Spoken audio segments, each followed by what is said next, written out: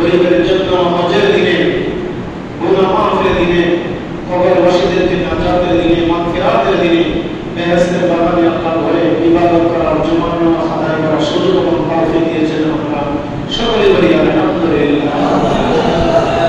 অসংখ্য অগণিত সালাম শাফিউল থেকে রাহমাতুল আলামিন আমাদের প্রাণের নবী মুহাম্মদ রাসূলুল্লাহ সাল্লাল্লাহু আলাইহি ওয়াসাল্লামের মুবারকে মহান আল্লাহ তাআলা সুবহান মদিনা মুহাম্মদ আমাদের দরুদ সালাম পৌঁছায় দেন। আমরা সকলে বলি আল্লাহুম্মা আমিন। পবিত্র জুমার দিনের বরকতের, জুমার দিনের খাতিরে আল্লাহ তাআলা আমাদের আব্বা আম্মার কবরকে যেন বেহেশতের বাগান বানায় দেন। যারা অসুস্থ বিমার আছেন আল্লাহ পাক তাদেরকে শিফা আজেলা কামেলা তাম্মা দান করে দেন। সবাই বলি আমিন। আমরা প্রত্যেক জুমার দিনে আল্লাহ পাকের কোরআনে হাকিম থেকে একটা সূরা, প্রত্যেক আয়াতে কারিমা শরীফের আলোচনা, তাফসীর, তার ব্যাখ্যা, তার ভৌগোলিক ঐতিহাসিক ঘটনাবলী শুনতে পারি, জানতে পারি, আলোচনা করতে পারি।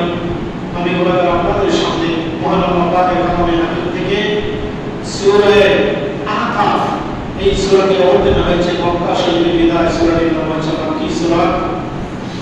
আয়াতে কারিমা শরীফ হচ্ছে 35, রুকু সংখ্যা হচ্ছে 4। প্রত্যেকটা সূরা নাযিল হওয়ার পেছনে একটি শানে নজুল আছে। কি আছে? শানে নজুল আছে। শান অর্থ বিরাট, নাযিলের বহু বছর হইল, জমা হইল নজুল। আর শানে নজুলের সার অর্থ হলো অবতীর্ণ হওয়া বিরাট বড় ঘটনাকে শানে নজুল বলা হয়। বলেন সুবহানাল্লাহ। কোরআনে কারীম দীর্ঘ 23 বছর সময় লাগছে নাযিল হতে। বিভিন্ন ঘটনার পরিপ্রেক্ষিতে একটু একটু করে কোরআনে কারীম অবতীর্ণ হয়েছে। সম্পূর্ণ কোরআনে কারীমকে একত্রিত করেছেন হযরত উসমান গনি জিন্নুরান রাদিয়াল্লাহু আনহু, যাকে জামিউল কোরআন বলা হয়। বলেন সুবহানাল্লাহ।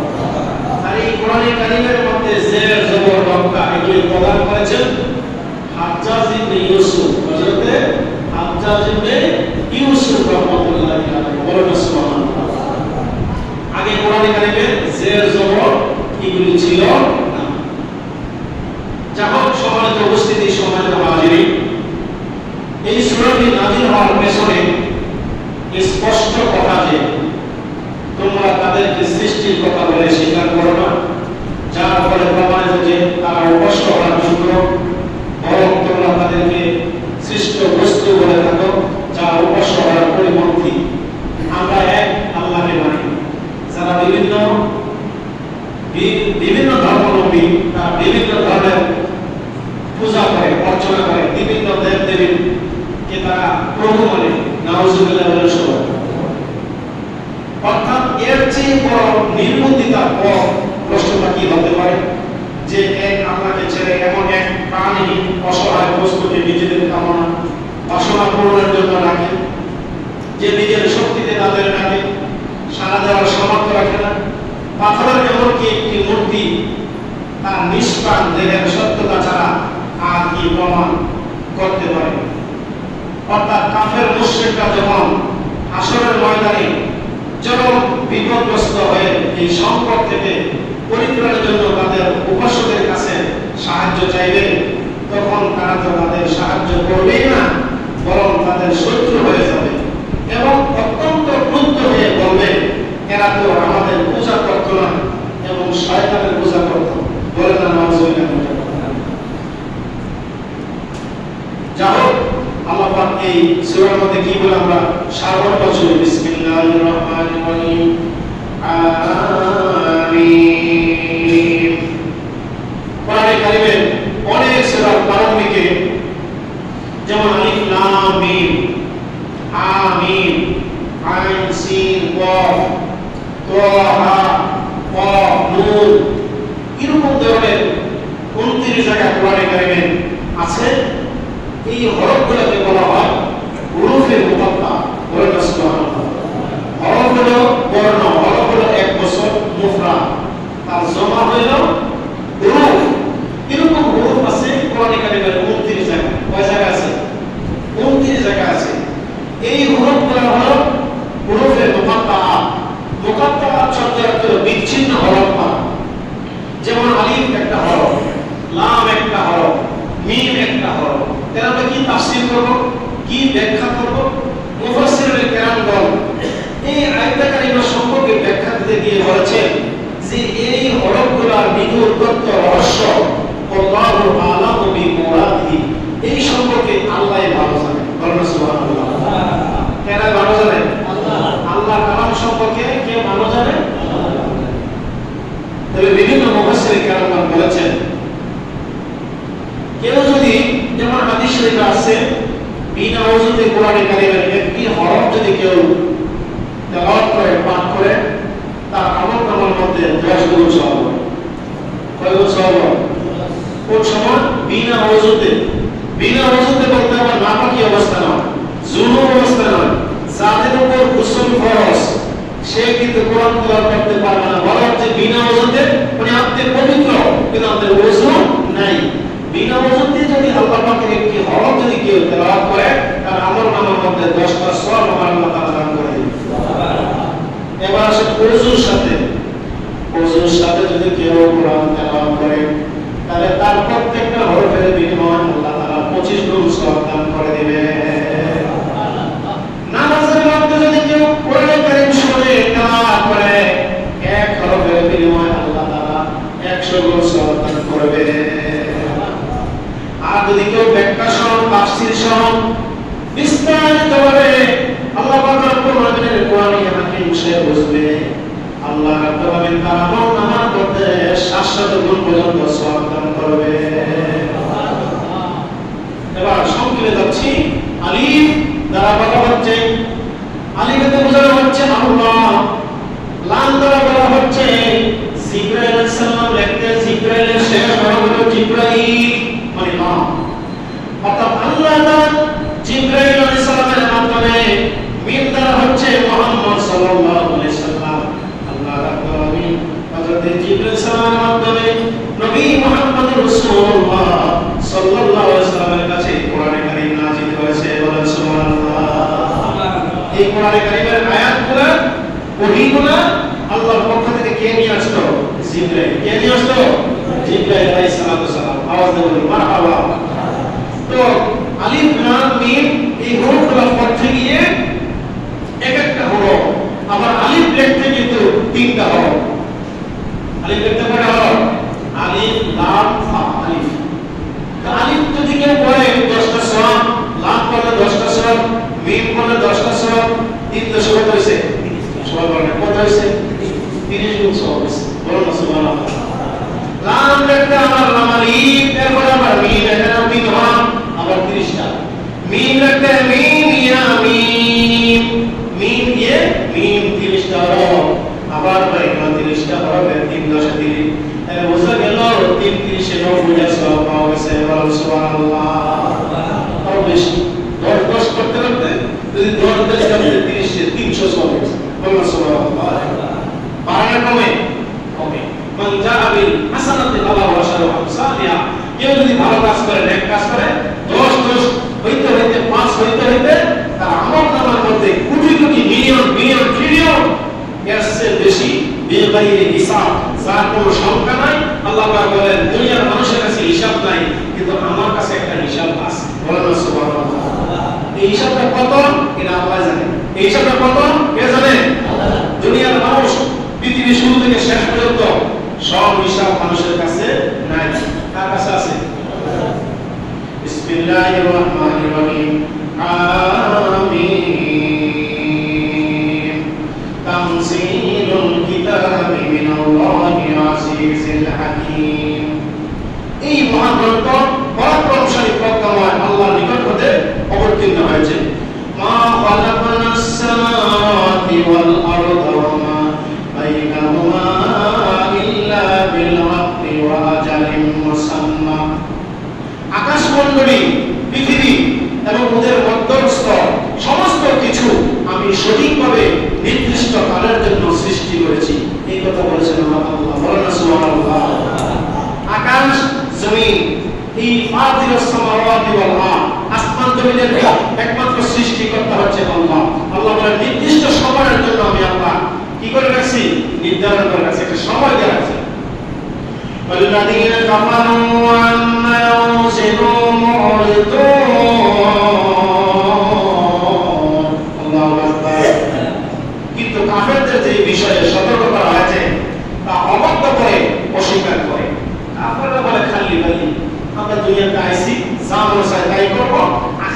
বলতে কোনো কিছু আর নাই। জোরে জোরে বলুন নাউজুবিল্লাহ। قل أرأيتم ما تدعون من دون الله أروني ماذا خلقوا من الأرض أم لهم شرك في السماوات। এখানে বলা হচ্ছে যে হে রাসূল সাল্লাল্লাহু আলাইহি ওয়াসাল্লাম বলে দিন, তোমরা আল্লাহর পরিবর্তে যাদেরকে ডাকো তাদের কথা ভেবে কি দেখছো তারা পৃথিবীতে কি সৃষ্টি করেছে? যা আকাশে ওদের কোনো অংশ থাকলে তা আমাকে দেখাও। আসলে আসমান জমিনে যা কিছু সৃষ্টি করেছে আল্লাহ। জয় বলো সুবহানাল্লাহ। ইতুনি বিকিতাবিন মিন ক্বাবলি হাযা আও আযারিন আও আসারাতিন মিন ইলমিন ইন কুনতুম সাদিকিন।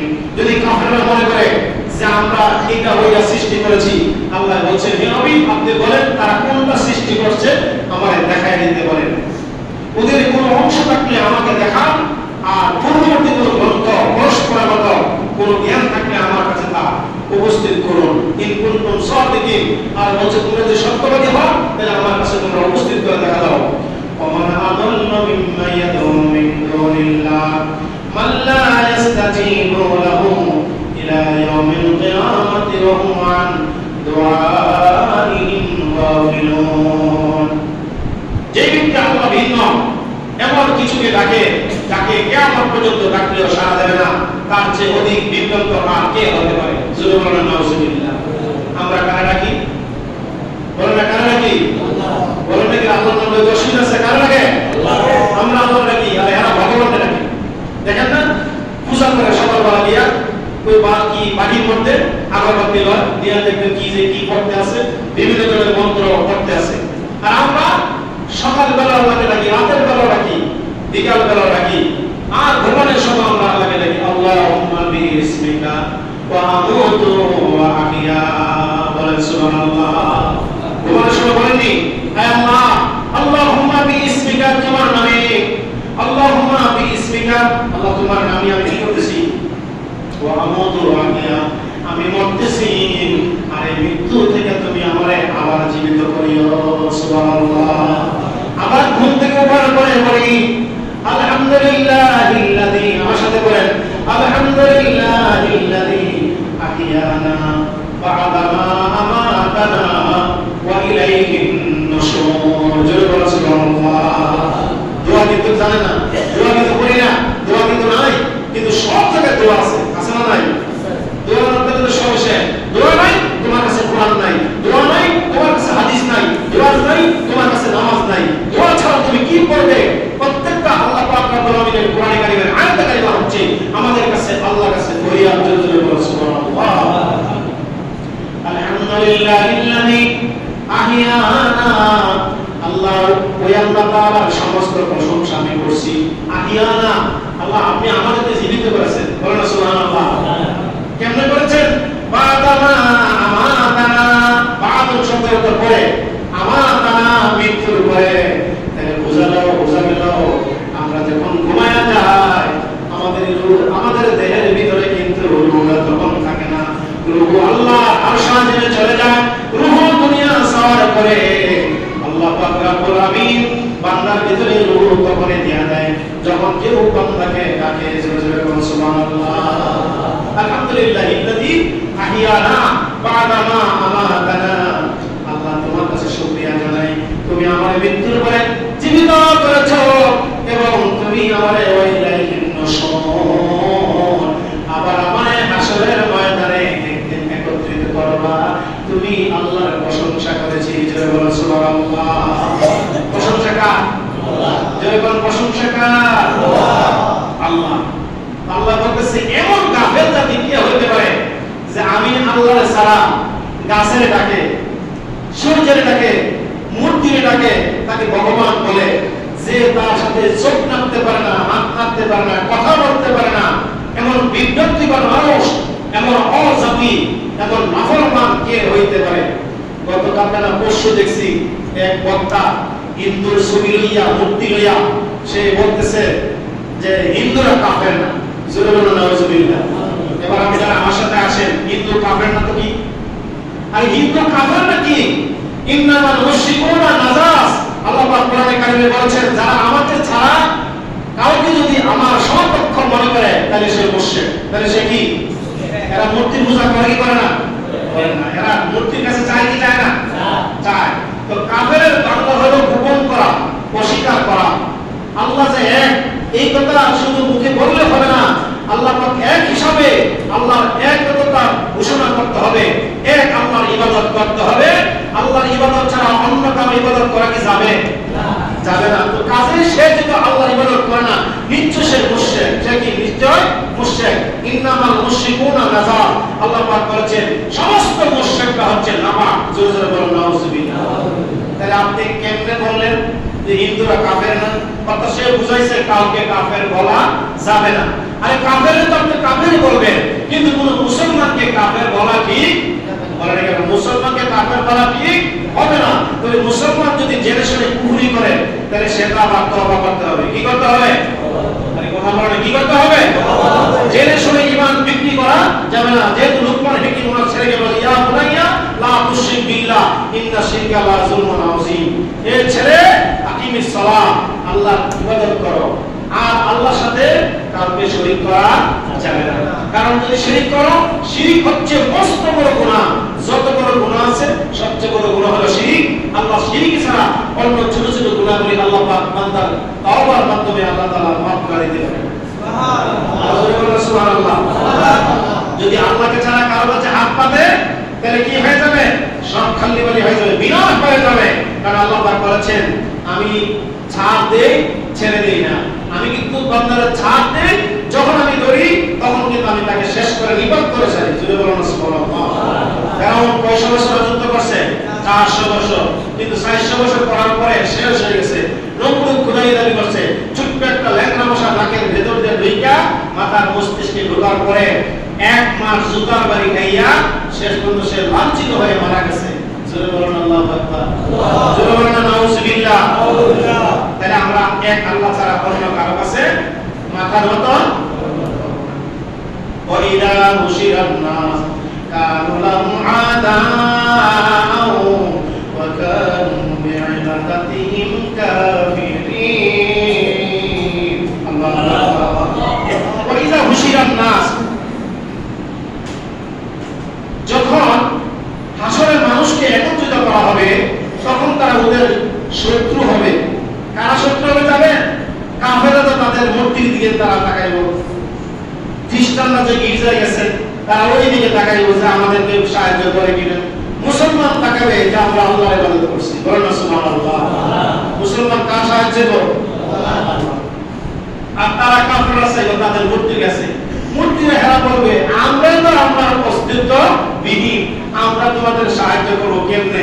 আসলে যা করছো সব ভুল করছো, সব ফাও করছো। জোরে বলুন নাউযুবিল্লাহ।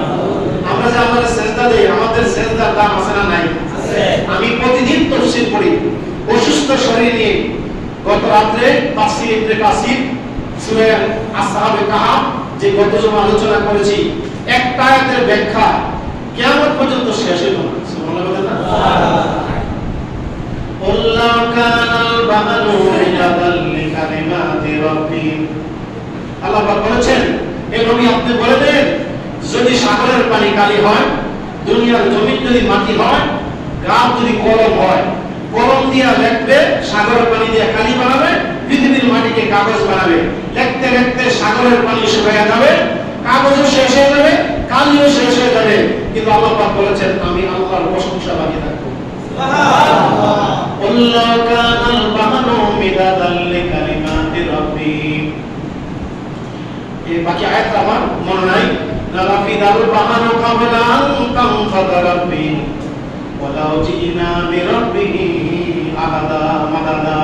জোরে সুবহানাল্লাহ। তাহলে আল্লাহ পাক রব্বুল আলামিনের প্রশংসা থেকে যদি এই প্রশংসা আমরা করব, এই প্রশংসা করার মধ্যে আমরা যেন জীবন কাটাতে পারি। সবাই বলুন আমিন। ওয়াইদা তুতলা আলাইহিম আয়াতুনা বাইয়িনাতিন ক্বালাল্লাযীনা কাফারু লিল হাক্কি লাম্মা জাআহুম হাযা সিহরুম মুবিন। যখন ওদের নিকট আমার সুস্পষ্ট আয়াত আবৃত্তি করা হয় তখন কাফেরদের নিকট আগতেই সত্য সম্পর্কে বলেন এত সুস্পষ্ট জাদু, এরা নিজেরাই বলবে যা কিছু করা হয়েছে সবগুলো মিথ্যে। আমি আপনার তারা বলিলেন তারাইতুহু ফালা তামলিকুনা লি মিনাল্লাহি শাইআ, কিংবা বলে যে রাসূল এই রচনা করেছে, বড় যদি আমি রচনা করে থাকি তবে তোমরা তো আল্লাহর শাস্তি হতে আমাকে বাঁচাতে পারবে না। তোমরা যে বিষয়ে বলো সেই সম্বন্ধে আল্লাহ পাক অনেক জ্ঞাত আছেন, বলেন না সুবহানাল্লাহ। ওয়া আলামু বিমা তুফিদুনা ফিহি কাফা বি শাহিদা, আর এই সাক্ষ্য সম্পর্কে আল্লাহই যথেষ্ট, আল্লাহ রাসূল সম্পর্কে সাক্ষীদাতার জন্য আল্লাহই যথেষ্ট। আর কাফেররা তাদের মূর্তি পূজা দেবদেবী যা আছে এরা নিজেরাই অবান্তর ঘোষণা করবে, আর এরা নিজেরাই বলবে আমরা মিথ্যে ছিলাম, বলেন না নাউযুবিল্লাহ। বাইনি ওয়া বাইনাকুম, আমাদের মাঝে তোমাদের মাঝে সাক্ষীর জন্য কে যথেষ্ট? আল্লাহই যথেষ্ট। সাক্ষী যথেষ্ট আমার তোমাদের মধ্যে। ওয়া হুয়াল গফুরুর রহিম, আর তিনি ক্ষমাশীল দয়ালু। কুল মা কুনতু বিদআম মিনার রাসূলি ওয়া মা আদরি মা ইউফআলু বি ওয়া লা বিকুম ইন আত্তাবিউ ইল্লা মা ইউহা ইলাইয়া ওয়া মা আনা ইল্লা নাযীরুম মুবিন। বলো আমি তো প্রথম রাসূল নই, আমি জানি না আমার এবং তোমাদের ব্যাপারে কি করা হবে। আমি আমার প্রতি যা ওহী হয় কেবল তারই অনুসরণ করি, আমি এক স্পষ্ট সতর্ককারী মাত্র। অর্থাৎ আল্লাহ রাসূল সাল্লাল্লাহু আলাইহি ওয়াসাল্লাম বলেছেন আমি যা বলি তা ওহীর মাধ্যমে বলি, আর আমাকে আল্লাহ তাআলা তোমাদেরকে সতর্ক করার জন্য প্রেরণ করা হয়েছে। জোরে বলুন সুবহানাল্লাহ। কোরআনে কারীমে আরেকটা আয়াতে আল্লাহ তাআলা বলেন ইয়া আইয়ুহান নাবিয়্যু ইন্না আরসালনাকা শাহিদাও ওয়া মুবাশশিরাও ওয়া নাযীরা ওয়া দা'iyan ইলাল্লাহি বিইذনিহি ওয়া সিরাজাম মুনীরা। সুবহানাল্লাহ। ইয়া আইয়ুহান নবী, কিন্তু ইয়া আইয়ুহান মুহাম্মদ আল্লাহ বলেন নাই। নবীজির নাম আল্লাহ নিজে প্রশংসা করেছেন, নিজে সর্বাধিক সম্মান দিয়েছেন। সুবহানাল্লাহ। সুবহানাল্লাহ। তো কার নাম যদি মুহাম্মদ হয়, আমরা যদি বলেন মুহাম্মদা, বলেন নাউযুবিল্লাহ, তাহলে ঈমান কিন্তু গেছে। ঈমান কি গেছে না আছে? গেছে। কারণ নাম মতিন, কিন্তু আল্লাহর এক নাম হলো আব্দুল মতিন। আল্লাহর নাম কি? ইয়া মাতিনু, তার নাম সালাম। আপনি যদি সালাম না বলেন জীবনে একবার ধ্বংস হয়ে যাবেন। নামটা আল্লাহ, নামটা কার? তো বান্দা আগাটা কি করতে হবে? আব্দুল সালাম। কারণ নাম যদি আল্লাহর নাম হয়, মনে রাখবেন এখানে 99 নাম আছে, একমাত্র আল্লাহর জাতি নাম ছাড়া এই যে 99 নাম আছে, প্রত্যেকটা নামের এক একটা তাফসীর আলাদা ব্যাখ্যা আছে, আলাদা ফজিলত আছে। আল্লাহ তাআলার প্রত্যেকটা নামের প্রত্যেকটা অর্থ আছে। কেউ যদি ঘর থেকে বের হয়ে আল্লাহ 99 নাম পড়ে যায়, আল্লাহ রাব্বুল আলামিন তার সমস্ত কার্যাবলী সহজ করে দেব, সুবহানাল্লাহ, এবং তার দোয়া আল্লাহ কবুল করব, বিপদ থেকে উদ্ধার করব। হাশরের ময়দানে হযরত ইবনে মাসউদ রাদিয়াল্লাহু আনহু তিনি বলেছেন আল্লাহ 99 নাম যারা কণ্ঠস্থ করবে, হাশরের ময়দানে আল্লাহ পাক তাকে কোরআনের হাফেজ বানায় দেবেন, সুবহানাল্লাহ। ইয়া আইয়ুহান নাবিয়্যু, হে আমার নবী, ইন্না আরসালনাকা শাহিদা, নিশ্চয় আমি আপনাকে সাক্ষী হিসাবে প্রেরণ করেছি, বলেন সুবহানাল্লাহ। আমরা যা পৃথিবীতে করি আল্লাহর গোলাম। কার গোলাম? কিন্তু উম্মত কার? কার উম্মত? আপনি শুধু আল্লাহর গোলাম, এটাই আপনি মানেন যে আমি শুধু আল্লাহর গোলাম, কিন্তু কার উম্মত বলবেন না? নবীর উম্মত। কার উম্মত? বলতে কোনো অসুবিধা আছে? মুখটা আপনি চুপ রাখেন কেন? ইয়া আইয়ুহান নাবিয়্যু, আল্লাহ পাক ইন্ডিকেট করে বলেন ও নবী, ইন্না নিশ্চয় আমি আরসালনাকা প্রেরণ করেছি আপনাকে শাহিদা, হাশরের ময়দানে আপনার উম্মতের জন্য আপনি নবী হইবেন সাক্ষী দাতা। ওয়া মুবাশশিরা, আর আপনার উম্মত যারা হবেন আপনি তাদের জন্য 8টা জান্নাতের সুসংবাদদাতা, সুবহানাল্লাহ। সুবহানাল্লাহ। ওয়া নাযীরা, আর আপনার উম্মতকে দুনিয়ার 7টা জাহান্নাম থেকে বাঁচার জন্য মাগরিবের পরে 7 বার আর ফজরের পরে 7 বার আল্লাহুম্মা আজিরনি মিনান নার, বলেন না আল্লাহুম্মা আজিরনি মিনান নার। এই দুটো শিখায়েছেন আমার নবীজি।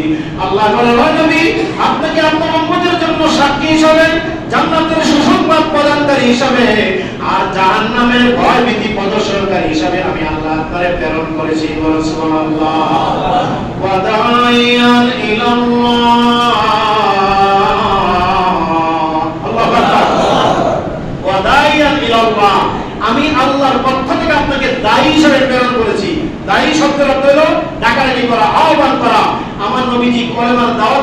তায়েফের ময়দানে মায়ের খাইছে কে খাইছে না?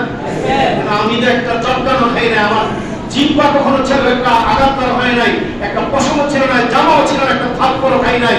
কিন্তু নবীজি যখন কলেমার দাওয়াত দিতে গেলেন, আবার চত্বরের মধ্যে কাফেররা নবীরে মাইরা মাইরা নবীজির গলার মোবারকের মধ্যে গামছা লাগাইয়া বেহুশ করে ফেলে রাখছে। আর আবু বকর সিদ্দিক বলছে, আবু বকর মুহাম্মদকে বোঝাও সে যেন কলেমার দাওয়াত না দেয়। আমার নবী বলেছে, আবু বকর কলেমার দাওয়াত দে, যারা কলেমার দাওয়াতে আসবে আসবে, কলেমার দাওয়াত দিতে দিতে আমি রাসূল যেন দুনিয়া থেকে বিদায় হয়ে যায়। কিন্তু ভাইরা আমার, আল্লাহ পাক বলেন ওয়াদাইয়ান ইলাল্লাহ, নবী আপনাকে আমার পক্ষ থেকে দায়ী হিসেবে প্রেরণ করেছি। ওয়াসিরাজাম মুনীরা, ওয়াসিরাজাম মুনীরা, আপনাকে দুনিয়ার মধ্যে মুনীর, সিরাজাম মুনীর, বাতি হিসেবে, আলোক বাতি হিসেবে প্রেরণ করেছি। ওমা আনা ইল্লা নাযীরুম মুবিন। আর আল্লাহ পাক রব্বুল আলামিন আল্লাহর নবীকে দুনিয়াতে প্রেরণ করেছেন। নবীজি বলেন, আমাকে সিরাজুল মুনীর হিসেবে, লাইট হিসেবে প্রেরণ করেছে। অন্তরকার থেকে টেনে টেনে আমার উম্মতকে আমি হাশরের ময়দানে জান্নাতে নিয়ে যাব। সুবহানাল্লাহ। এই আয়াতে কালিমা দিয়ে শেষ করতে চাই। হাশরের ময়দান যখন বিচার কার্য শুরু হয়ে যাবে, আল্লাহ পাক আহকামুল হাকিমিন, নবীজি বসবেন মাকামে মাহমুদ নবী। বলেন সুবহানাল্লাহ। আল্লাহ পাক বিচার কার্য শুরু করবে। মিজানের পাল্লায় আল্লাহর বান্দাদের নেক এবং বদের ওজন দেওয়া হবে। আল্লাহ পাক হুকুম করবে, যারা গুনাহগার তাদের হাতে পায়ে কড়া লাগাইয়া, লোহার জিনজির লাগাইয়া ফেরেশতারা টাইনা নিয়ে যাবে। আল্লাহ নবী বলবে, আল্লাহ যাদেরকে টেনে হেঁচড়ে নিয়ে যাওয়া হয়, এদের জাবহাতুল কবরের মধ্যে দেখা যায় ওযুর চিহ্ন দেখা যায়। আমার উম্মত বলে মনে হয়। জোরে বলুন সুবহানাল্লাহ। কি বলা হয়? আমার উম্মত বলে মনে হয়। আল্লাহ বলবে, ফেরেশতারা থামো, ও ফেরেশতারা দাঁড়াও, আমার বন্ধু নবী আমার কাছে সুপারিশ করতে চায়। আমার বন্ধুকে আমি হাসির হিসাবে, আমার বন্ধুকে আমি প্রেরণ করেছি। আজ হাসরের ময়দান পুরোটা হলো বন্ধুর হাতে। সুবহানাল্লাহ। অনেকে আপনি বলেন, নবীজি বলবে যাদের হাতে পায়ে কড়া লাগাইয়া দেওয়া হয়, এরা কারা? আল্লাহ বলবে, এরা গুনাহগার। বেশি গুনার কারণে তাদের তাদেরকে জাহান্নামের দিকে হাঁকিয়ে নেওয়া হচ্ছে। নবীজি বলবে, আল্লাহ আমার সামনে আপনার বান্দা আমার উম্মত যদি মনে হয়, আমার উম্মত গুলো নেকের পথে উসরটা একটু দেয়া দিতে কোন ফেরেশতারা রয়েছে। সুবহানাল্লাহ বলে। মিজানের পাল্লায় নেক এবং বদের ওজন যখন দেওয়া হয়, দুনিয়ার ওজন নিচের দিকে যায়, হাশরের ময়দানে ওজন হবে উপরের দিকে। সুবহানাল্লাহ বলে। উম্মতের ওজন যখন দেওয়া হবে, মিজানের পাল্লায় নেক কম হবে, গুনাহ বেশি হবে। আমার নবী বলবে, আমার উম্মত 5 ওয়াক্ত নামাজ পড়তে গিয়া পেটের কারণে, ক্ষুধার কারণে, যন্ত্রণার কারণে, অভাবের কারণে অনেক সময় নামাজ কাজা হয়ে গেছে, অনেক সময় তার স্বেচ্ছায়, ইচ্ছা অনিচ্ছায় নামাজ কাজা হয়ে গেছে। এমন উম্মতের চেহারার মধ্যে আমি নূরের ঝলক দেখতে পাইলাম, ওযুর অঙ্গ প্রত্যঙ্গ দেখতে পাইলাম। তাদেরকে মিজানের পাল্লায় যখন নেক বদের ওজন দেওয়া হবে, যখন কম হয়ে যাবে, নবীজির অর্থাৎ দুইটা জামা মোবারকের 2 পকেট থেকে তুলা দণ্ড, তুলার কথা আছে, তুলা ভারী না ওজন? সবাই বলে তুলা কি পাতলা না ওজন? পাতলা। কিন্তু নবীজি যখন তুলা দণ্ড নবীজির 2 হাত মোবারকের মধ্যে নিয়া মিজানের পাল্লায় যখন দিবে, সঙ্গে সঙ্গে গুনাহগার উম্মতের মিজানের পাল্লা নেকের কারণে ভারী হইয়া যাইব। এমনকি যদি বেশি ভারী হইয়া যায়, নবীজি মিজানের কোলায় হাত মুবারক লাগাইয়া ধইরা রাখবে। আল্লাহ বলবে, হাবিব আপনি কি এমন করবেন? আল্লাহ বলবে, ও হাবিব ইসফা, আপনি যাদের জন্য আপনার মায়া লাগে, দয়া লাগে, আপনার রউফুর রহিম হিসাবে আপনাকে আমি দয়ালু উম্মতের হিসাবে, আপনার উম্মতের জন্য আপনার এত দয়া মায়া, যারা আপনার উম্মত, আমি আল্লাহ সুপ্রিম পাওয়ার দিয়ে দিলাম, আপনি যাকে খুশি তাকে লইয়া জান্নাতে প্রবেশ করুন। সুবহানাল্লাহ। সকলে বলুন আলহামদুলিল্লাহ। ওই উম্মত নবীর হওয়ার জন্য আমাদের 5 ওয়াক্ত নামাজ পড়া দরকার আছে না নাই? আছে। তবে 5 ওয়াক্ত নামাজের পাশাপাশি আর হাকিকত ছেড়ে দিবেন না, কখনো নিজে মাহরুম হবেন না। সম্মানিত উপস্থিতি, গত জুমায় কোনো মতে আমি নামাজটা পড়াইয়া বাসায় গেলাম, একটি